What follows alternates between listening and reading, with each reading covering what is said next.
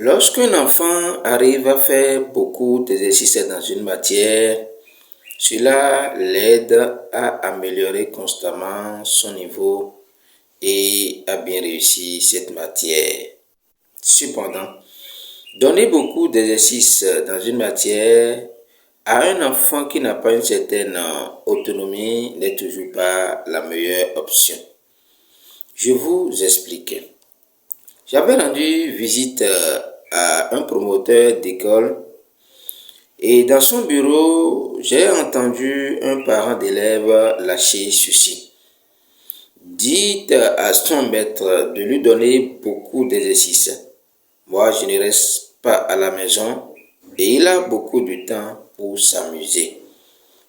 Alors, si le but de l'exercice ou encore des exercices est d'aider l'apprenant à améliorer son niveau, les exercices ne doivent pas être perçus comme une source de punition.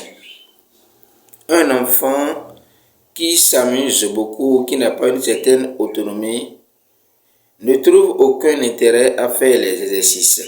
Et lui donner beaucoup d'exercices, pour lui, est une punition.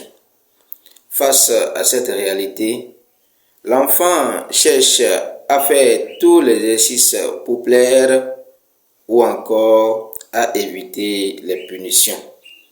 Dans cette condition, il n'est plus en mode apprentissage, il est en mode survie, car le cerveau ne fonctionne pas comme un apprentissage. Qu'est-ce qu'il faut donc faire? Comme je l'avais dit, un enfant qui ne fait pas les devoirs ou qui s'amuse n'a pas encore d'intérêt pour les devoirs. Il faut donc travailler la confiance en soi avec de petits exercices adaptés à son niveau. Comme pour lui dire, si tu peux faire ça, tu peux réussir à faire ça. Si ce travail est fait, vous allez maintenant mettre en place un accompagnement strict et rigoureux, c'est-à-dire un suivi rigoureux pour l'aider progressivement à acquérir l'autonomie. Après cela, vous pouvez donner autant d'exercices à votre enfant ou à votre apprenant car il a déjà le goût du travail.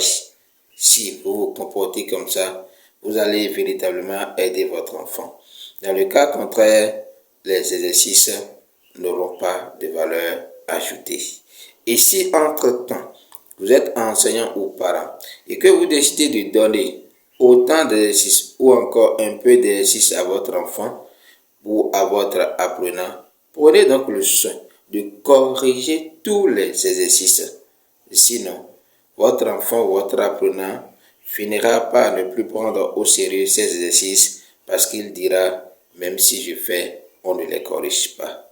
Merci de vous abonner et à très bientôt.